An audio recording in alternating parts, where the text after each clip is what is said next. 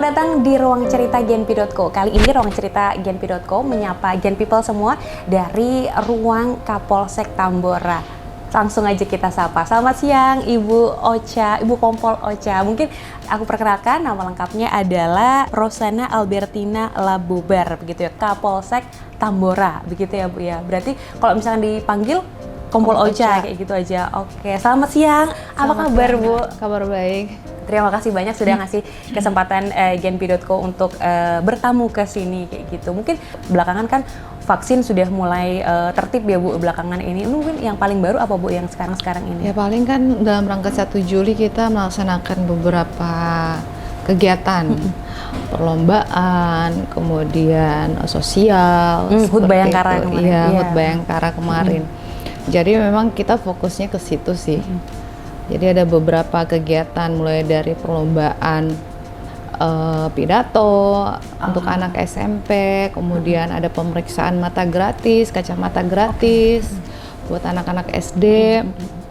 Kemudian ada lomba komunitas, komunitas bajai kan, lomba olahraga. Kemudian ada lomba poskamling sekecamatan Tambora. Oh iya gitu. poskamling.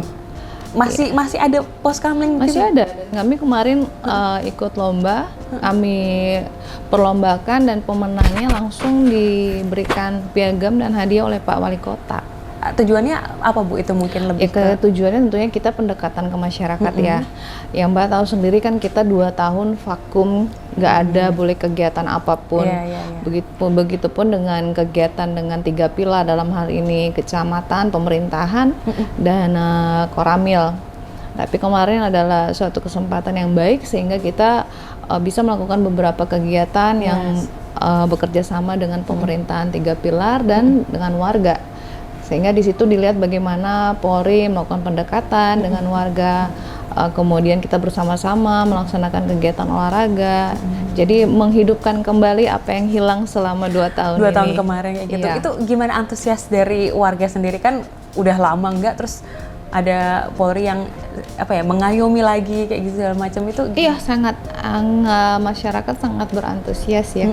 Karena kita lihat dari kegiatan kemarin itu luar biasa ramainya, luar biasa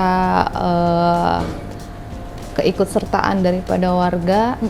Jadi memang kelihatan sekali bagaimana antusias warga atas kegiatan yang kita laksanakan. Oke, kalau mungkin aku boleh bertanya ke personalnya dari Ibu dulu. Mungkin kan Ibu ini udah udah ditugaskan ke mana-mana ya Bu ya kayak gitu, sampai akhirnya ada di Kapolsek Tambora ini. Mungkin flashback dulu ya Bu. Awal dari Ibu tuh tertarik atau kayak udah suka sama kepolisian kayak gitu? Oke. Jadi memang kalau dibilang cita-cita betul sekali ya, itu dari cita-cita saya. Dari cita-cita. Jadi dari kecil memang saya bercita-cita untuk jadi polwan. Karena sepanjang perjalanan dari rumah ke sekolah itu kan saya harus naik kendaraan umum ya. Jadi ya pasti bertemu dengan beberapa polisi lah, sehingga ngelihat wow, kayaknya keren banget. Terus orang tua juga yang ngedukung, kamu mau jadi polisi mau gitu. Oh, waktu itu diperbolehkan saja kan, biasanya ada cewek segala macam kayak Enggak, gitu. emang orang tua juga sangat mendukung. Jadi dari kecil memang saya udah seperti dipersiapkan untuk jadi polwan. Sekeluarga ada yang Enggak ada. Baru Kompol aja? Oke. Terus baru itu perjalanan mulai dari situ baru diseriusin untuk sekolah? Iya, benar. Ya sama orang tua mendukung, ngasih dorongan, motivasi, kamu kalau mau jadi polisi ya kamu harus ngikutin organisasi gitu kan, harus aktif di sekolah, harus pinter terutama kan, terus badan harus mulus, nggak boleh ada lecet apapun, gigi, mata gitu kan. Jadi memang itu sangat dipersiapkan. Oke. Sampai akhirnya masuk Akpol kayak gitu? Ya, jadi kalau Akpol itu zaman dulu nggak ngerti saya ya, kalau itu apa sih Akpol? Yang saya tahu tuh cuma saya jadi polisi. Nah, pandangan saya polisi itu ya sepolwan gitu kan, dengan jalur yang berbeda, bukan Akpol. Jadi ketika itu saya kan Paskibra Provinsi Mbak, 2003. Nah, setelah selesai Paskibra kita kan masih ada perkumpulan-perkumpulan seperti itu kan. Jadi pada saat ada informasi ada nih Akpol, apa sih Akpol, nggak tahu kan. Akpol itu ini perwira polisi gitu kan. Iya. Ya udahlah, yang penting tes, yang namanya mau jadi polisi kan. Gitu. Tes aja, masuk ikut rame-rame belajar. Nggak pernah belajar sendiri, saya rame-rame, jadi kita berkelompok gitu. Olahraga bersama gitu kan. Ada yang jadi timer gitu-gitulah. Iya. Jadi kita nggak ada ngeles ikut les atau private tersendiri tuh nggak ada. Itu udah rame-rame aja. Tapi emang rezeki ya, nggak ada yang tahu. Jadi di antara rame-rame itu cuma saya yang lulus. Kayak gimana ya perasaan yang lain? Tapi kalau waktu itu Ibu lebih ke kayak wah ini emang udah jalanku berarti kayak gitu, atau malah down karena teman-teman yang nggak ini, atau gimana itu waktu enggak sih, karena teman-teman yang lain juga support ya. Mereka yakin bahwa memang sudah jalannya, udah rezeki saya, karena kan semua tes itu transparan.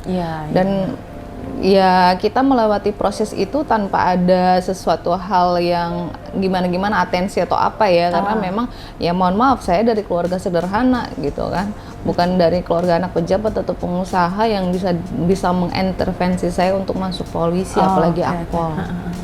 Jadi Ibu tahu betul bagaimana berjuang dari bawah itu kayak gimana, dan berjuang sendiri begitu. Ya betul, saya berjuang sendiri. Jadi memang itu step by step itu saya lewati itu tidak tanpa beban sama sekali ya. Tanpa beban sama sekali, karena kita terus bergembira gitu loh, maksudnya ngikutin tesnya, ayo rame-rame gitu, kita belajar bareng, tesnya bareng. Jadi memang nggak ada beban. Paling kalau selesai itu pulang nyampe rumah, orang tua nanya gimana tesnya, lancar gitu aja. Iya, jadi nggak, emang kita karena tidak ada private gitu kan, tidak ada bayar orang untuk ngeles, jadi kan nggak ada beban Mbak. Gitu. Jadi memang itu prosesnya ngalir aja. Termasuk pas sudah akhirnya diangkat masuk ke polisian begitu. Ya 2004 saya tes langsung masuk. Lulus 2007. Ya, dari situ langsung tugas pertama di Polda Sulawesi Tenggara. Langsung di sana. Iya. Gitu. Itu berapa lama masa Polda tugasnya? Sulawesi Tenggara itu saya dinas 6 tahun di sana. 6 tahun. Pas pengalaman pertama di sana kayak gitu. Mungkin Kompol Ocha masih ingat nggak dulu mungkin gaji pertama dibelikan apa gitu mungkin?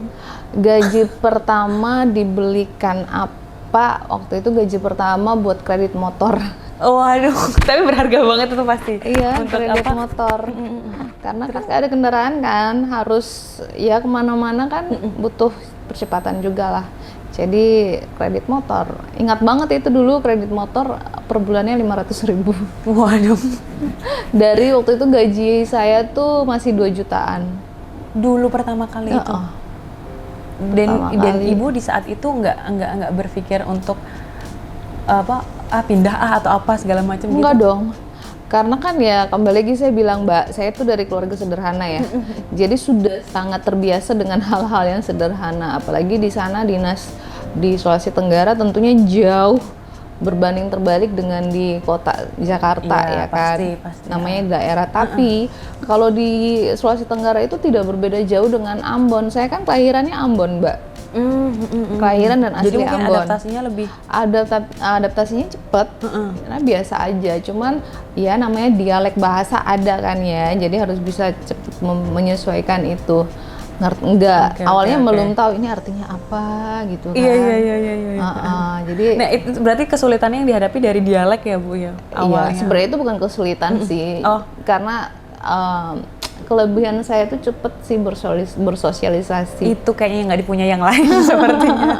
Kayak gitu. Nah, kalau misalkan pas lagi perjalanan itu 6 tahun di Sulawesi Tenggara tadi, langsung lanjut ke dipindahkan tugas ke 6 tahun di sana, kurang lebih saya dinasnya 4 tahun, 5 tahun saya nikah, punya anak, gitu kan. Itu masih di Sulawesi? Masih di Kendari. Masih di Kendari. Kemudian saya 2013 mulai PT IKA, masuk PT IKA, kemudian lulus 2016 ke Bareskrim Polri, masuknya di Direktorat Narkoba. Nah, iya. Setelah itu barulah ke Polda Metro Jaya. Oke, dari situ. Nah, yang dari narkoba tersebut yang sebenarnya mungkin memang prestasinya Kompol itu sudah banyak sekali, cuman yang waktu itu mungkin yang boom gitu ya Bu Kompol. Apa rasanya bergabung dengan reskrim narkoba? Saya 6 tahun dinas di Kendari itu, di Sulawesi Tenggara itu kan nggak ada pengalaman sama sekali soal narkoba ya. Jadi ketika setelah PTIK saya penempatannya di narkoba, ya tentu saya belajar dari nol. Belajar dari nol bagaimana penyelidikannya, bagaimana penyidikannya, bagaimana surveillance-nya. Banyaklah teknis-teknis yang harus saya pelajari waktu itu. Dan memang kebetulan saya ikut tergabung, ya kan, diberi kesempatan oleh pimpinan untuk gabung dalam Satgas. Disitulah saya mulai belajar tentang bagaimana penyelidikan dan penyidikan tindak pidana narkoba. Nah, pada saat itu 2016 itu kita ngungkap, Mbak mungkin masih ingat yang kemarin yang di Lapas Tangerang yang dia kabur terus di hutan itu ditemukan udah bunuh diri. Itu dia adalah tersangka pertama yang saya tangkap bersama tim di Dadap, Banten. Jadi kita tangkap waktu itu. Itu yang 1 ton itu bukan? No, itu 135 kilo sabu. 135 kilo sabu. Iya. Nah, setelah itu pada saat habis nangkep itu saya diberikan kesempatan untuk pindah ke Polda Metro, ya kan? Akhirnya saya pindah ke Polda Metro Jaya. Ketika pindah langsung bergabung di Depok, Polresta Depok. Depok. Di sana saya karena melihat basic saya dari narkoba Mabes Polri, sehingga saya jadi Wakasat Narkoba. Pas di Depok. Kebetulan Kapolres kami itu memiliki hubungan baik dengan polisi Taiwan, sehingga ada kerjasama. Informasi itu beliau dapatkan sehingga kita melakukan penyelidikan selama 1 bulan 2 minggu, dan akhirnya tangkaplah 4 orang Taiwan itu bersama dengan barang bukti 1 ton sabu di Anyar. Yang di Anyar itu, itu wah, itu 1 ton kan waktu itu kita berpikirnya 1 ton itu kan jumlah yang sangat besar. Gitu. Dan memang dari awal kami penyelidikan itu nggak mengira akan mendapatkan sebanyak itu. Gitu. Jadi ada informasinya ini ada yang informasinya bawa gitu aja, ada warga negara Taiwan yang masuk ke sini, warga negara asing yang masuk ke Indonesia. Mereka itu ditugaskan untuk melakukan transaksi narkoba skala besar di Jakarta. Informasi sebatas itu aja? Informasinya sebatas itu. Wow. Terus akhirnya Kompol dan tim akhirnya ya atas perintah pimpinan, ya kita dan saya dan tim tentunya kita melakukan penyelidikan selama 1 tahun 2 minggu. Jadi semua kegiatan 4 orang ini selama 1 kali 24 jam kita pantau. Itu termasuk sudah mengidentifikasi lokasinya ada di mana segala macam, sudah di kantongnya? Iya, jadi ketika mereka datang, kita kan nggak punya informasi apa-apa. Taunya ini orang datang mau transaksi narkoba aja kan. Dia datang, ya tugas kita surveillance. Artinya kita harus melekat, menempel orang ini selama 24 jam. Ya, jadi 1 bulan 2 minggu itu kita benar-benar kegiatannya adalah surveillance. Surveillance artinya dimanapun dia berada, dia harus ngapain, itu kita tahu dia ngapain, di mana, sama siapa, itu kita harus tahu, benar-benar harus face to face, kita harus lihat. Berarti nggak tidur juga dong ini? Gantian gitu tidur ya? Gantian. Lebih tepatnya nggak pulang ya. Pulang. Nah, jadi kita tidur bergantian dan nggak boleh kita tidur di hotel. Tidurnya di mana? Di mobil. Di mobil.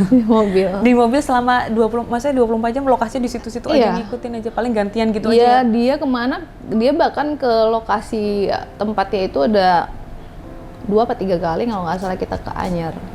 Jadi itu sebenarnya operasi itu tidak langsung ketemu gitu ya? Enggak. Berkali-kali itu tadi?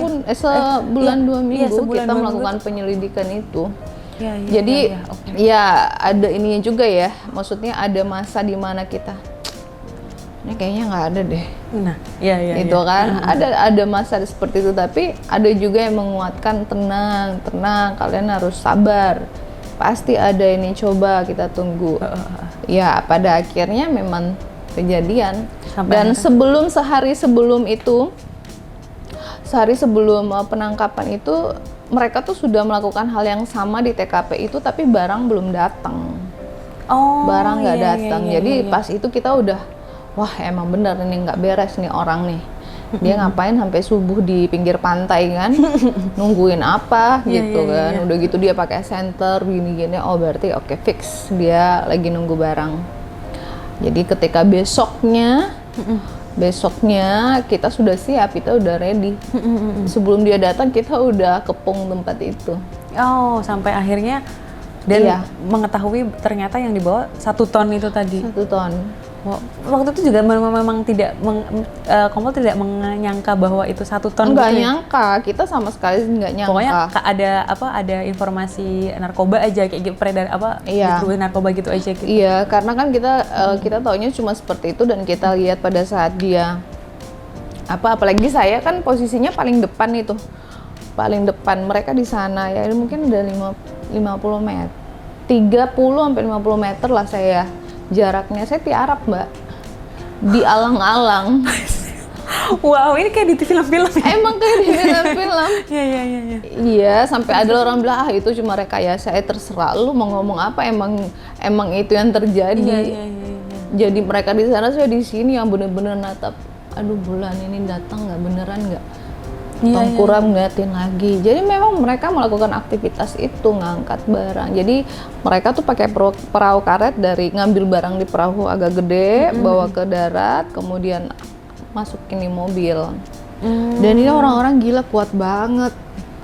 Cuma 4 orang, ada yang umurnya masih muda sih, tapi kuat gitu loh, bisa ngangkat barang seberat itu. Maksudnya banyak. Itu ada berapa karung tuh saya lupa. Ya. Mungkin kalau mereka keramaian, mereka takut menimbulkan kecurigaan kali. Jadi mungkin mereka sudah menyiapkan trik, tapi ternyata polisi sudah punya lebih trik lagi untuk menangkapnya. Jadi itu 3 mobil full. 3 mobil? 3 mobil full. Full barang aja? Full barang. Barang sabu ganja ya? Full sabu dong. Sabu ya, iya. Kalau sabu. Wow, oke. Jadi ini cuma kita lihat, banyak juga ya. Pas di itu datanglah pimpinan kan dari yang ikut kita di lapangan. Beliau sekarang udah jenderal. Di depan sana 2 mobil, sini semua. Pas dihitung, wah ini 1 ton ini. Wow, luar biasa. Saya sampai sekarang masih simpan videonya itu, karena video penangkapannya. Jadi ada anggota saya yang ikut, yang saya suruh dia benar-benar memvideokan kita. Ya. Lanjut kemudian dari hasil penangkapan tersebut, penggagalan sabu tersebut, Kompol dihadiahi kenaikan pangkat. Iya, kenaikan pangkat luar biasa KPLB itu di 1 Juli. Iya. Oh, pas ini juga HUT Bayangkara begitu ya. Itu benar-benar di luar dugaan, Mbak. Ya gimana ya? Saya kan udah lama dinas di Kendari ya, Sulawesi Tenggara. Saya mau harapannya apa sih gitu kan?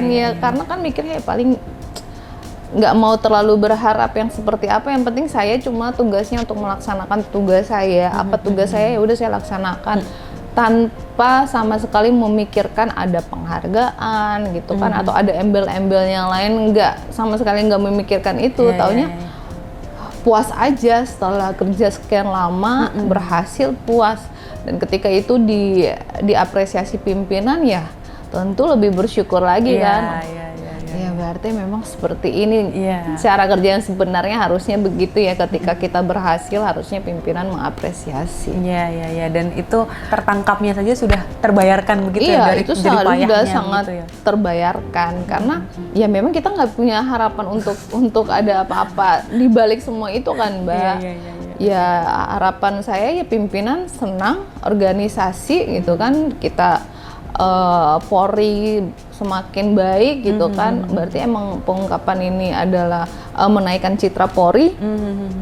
Itu buat kita buat saya pribadi udah lebih dari cukup. Oke. Nah, tapi kan itu tidak hanya prestasi yang diraih sama Kompol, tidak hanya satu-satunya kayak gitu. Nah, mungkin dari dari Kompol sendiri itu goalsnya untuk kedepannya kayak gitu apa Kompol sampai hari ini? Kalau saya sih ya pribadi, saya pribadi ya berharap bisa jenderal. Itu aja harapan saya, udah kedepannya jadi jenderal aja. Ya kalau nanti rezekinya Tuhan kasih, setelah itu mau jadi apa itu saya serahkan ke Tuhan aja lah. Yang penting saya goalsnya jenderal. Oke, amin. Semoga sukses ya. Bahwa sebenarnya kan dari tadi 1 bulan 2 minggu itu kan bekerja sama anggota kepolisian dan rata-rata pria kayak gitu. Mungkin ada rasa semuanya pria nih apa segala macam kayak gitu nggak sih? Dan sekarang kan Kompol memimpin nih kayak gitu. Ada perasaan-perasaan kayak gitu nggak? Sempet ada nggak sih? Dari awal dinas emang saya udah selalu sendiri ya. Mau dimanapun, kapanpun, jabatan apapun pasti saya sendiri. Jadi polwan sendiri, artinya semuanya polki saya sendiri polwan. Jadi buat saya udah sangat terbiasa dengan hal itu. Itu jadi justru ketika pada saat bergabung dengan tim narkoba itu ya saya merasa tertantang. Itu merasa tertantang untuk menunjukkan kalau saya itu bisa, walaupun saya cewek. Saya bisa kok. Apa yang pimpinan perintahkan, saya mampu untuk melaksanakan itu. Saya berusaha untuk itu sih. Iya, puji Tuhan, alhamdulillah ya. Selama ini walaupun dimanapun saya berdinas memang nggak ada ya selalu berhasil lah. Ya itu mungkin. Jadi nggak ada rasa kalau saya polwan terus minder atau apa. Enggak Mbak, justru sebaliknya. Kalau misalkan sempat nggak sih Kompol, kalau misalkan ada kasus yang ditangani secara misalkan nih secara hati tuh kayaknya dia nggak usah salah, nggak bersalah, tapi secara hukum saya harus menegakkan kayak gitu, pernah nggak sih Kompol menegakkan?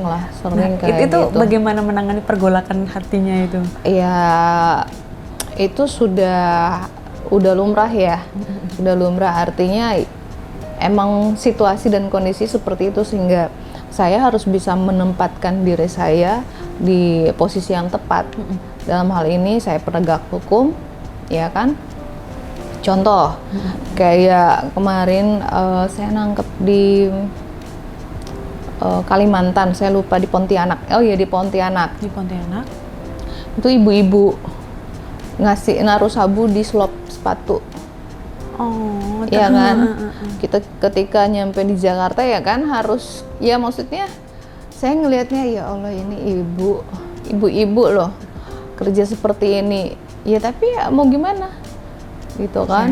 Walaupun punya anak kecil juga. Tapi ya memang harus bertanggung jawab akan apa yang dia lakukan. Dia harus bertanggung jawab. Untuk menangani pergolakan hatinya berarti memang harus balik lagi ke dia memang dia salah. Dia salah. Gitu. Dia salah. Beda lagi ceritanya, misalnya kalau sekarang kan ada tuh. Sekarang tuh kan sudah ada kebijakan dari pimpinan restoratif justice, kan Mbak tahu. Jadi ya mungkin kalau masalah pemukulan seperti mungkin di Polsek ini ya. Ada tuh case yang pemukulan atau pencurian tapi akhirnya korbannya memaafkan gitu kan. Ya itu lain ceritanya. Ya kalau itu saya sebagai pimpinan ya saya harus berlaku bijaksana gitu kan. Sudah ada kebijakan pimpinan untuk restoratif justice untuk kasus-kasus tertentu delik aduan.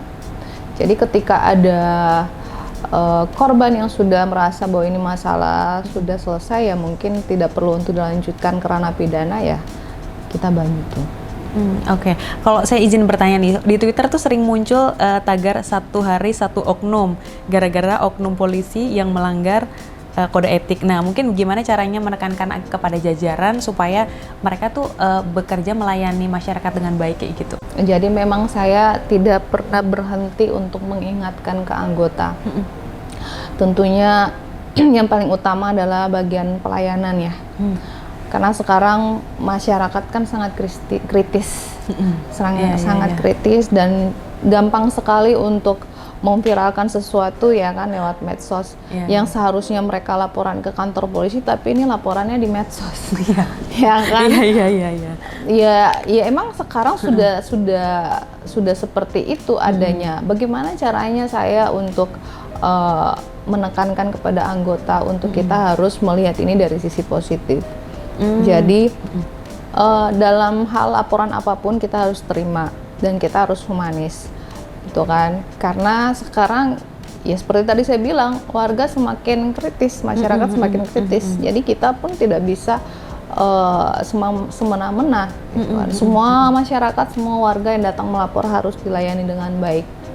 Harus dijelaskan dengan baik, walaupun ada ya, maaf ya, ada juga warga yang ngotot-ngototan gitu kan, padahal itu pasti ada. Padahal tidak paham hukum, tapi kita menjelaskan yang bersangkutan ngotot, ada juga. Tapi ya tetap harus humanis kita untuk menjelaskan itu, sehingga tidak ada komplain atau pengaduan masyarakat kepada kita. Ya kembali lagi, puji Tuhan, alhamdulillah selama ini belum sih, ya jangan sampai ada lah. Iya, karena mungkin kan banyak yang ya itu tadi ngelapornya di Twitter, lapornya di Instagram atau lapornya di mana supaya didengarkan seolah-olah seperti polisi mana nih kayak gitu, seperti itu. Nah, tapi sebenarnya mungkin memang ada, tapi memang membutuhkan proses segala macam begitu ya, betul. Kompol atau gimana? Betul. Jadi misalnya gini aja deh, yang lagi rame-ramenya curanmor gitu kan. Ada, maksudnya ada yang sudah lapor, tapi ada temennya yang memviralkan terus nge-tag saya. Itu berarti Kompol juga buka di Instagram apa? Iya. Melihat laporan masyarakat dari situ? Iya dong, pasti. Jadi ya harus segera menjawab kan, menjelaskan. Kalau ada seperti itu silakan datang ke kantor untuk dilaporkan. Oh iya Bu, sudah kami laporkan. Oke, kalau sudah dilaporkan tunggu prosesnya. Berarti Kompol juga memang menerima aduan dari Instagram atau apa? Iya, saya punya Instagram. Jadi Instagram itu pun akunnya akun Kapolsek. Jadi warga pun bisa langsung nge-DM. Iya. Oh, itu aduan, sudah aktif. Ada yang langsung balas gitu langsung? Iya, langsung balas. Okay. Ada adminnya kan. Oh iya. Oke. Bagaimana Kompol Ocha ini kan perempuan kan, untuk membagi tugasnya di keluarga sama di kantor kayak gitu? Terus terang ya, sekarang apalagi Kapolsek, menjadi seorang Kapolsek memang agak berat dibandingkan dengan menjabat yang sebelumnya gitu, karena Kapolsek itu kan dituntut waktu 1x24 jam 1x24 jam kali 7 gitu kan. Hari Minggu pun kita tetap standby gitu ya, tapi saya menggunakan kesempatan di saat landai, ya saya menggunakan kesempatan dengan keluarga untuk makan, mungkin makan siang, mungkin makan malam. Kemudian kalau Minggu sudah pasti saya ibadah karena saya Kristen. Jadi ya saya harus pandai-pandai untuk mengambil setelah waktu yang walaupun sedikit, tapi harus ada waktu untuk keluarga. Tapi memang di satu sisi keluarga sangat mendukung. Anak saya apalagi ya kan sangat mendukung. Terserah Bunda mau Papa kerja nggak masalah gitu, karena kan dia udah tahu bahwa orang tuanya itu kerja memang untuk masa depannya dia. Jadi tugasnya dia adalah cuma belajar. Iya. Jadi adalah satu event yang memang ya mungkin seminggu, 2 minggu sekali lah ajak ke mall, nonton, makan. Quality time-nya gitu. Iya, quality time gitu. Kayak kemarin ke Dufan saya nggak bisa ikut gitu kan. Sedih juga sih, anak ke Dufan rame-rame kan sama sepupu-sepupunya. Saya nggak bisa ikut karena di sini ada kasus yang nggak bisa ditinggal. Merelakan jadinya. Iya, dan ya bersyukur karena keluarga mengerti. Iya. Dan sangat mendukung sih. Jadi saya pun semangat kerja ya. Oke.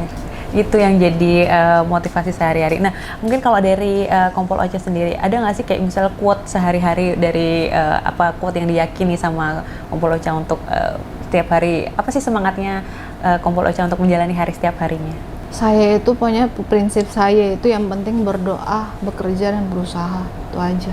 Waduh, sepertinya agak susah tapi kalau diterapkan ya. Berdoa kan ada malasnya, kadang ada down-nya, ada kayak enggak gitu. Enggak dong, itu harus kita doa itu nafas, Mbak. Nafas. Kalau kita ada apapun itu pasti berdoa aja. Bekerja udah pasti. Tugas apalagi polisi tugasnya kerja, lindungi, ayomilah ya nih masyarakat. Standby tadi tuh. gitu. Jadi berdoa, berusaha, dan bekerja. 3 kata dari Kompol Ocha. Sekaligus menutup ruang cerita hari ini. Saya Bertin Akbarisa, sampai jumpa. Terima kasih ya Kompol Ocha. Terima kasih, sama-sama. Halo, saya Kompol Ocha, Kapolsek Tambora, Polres Metro Jakarta Barat. Genpi.co, tahu kamu banget.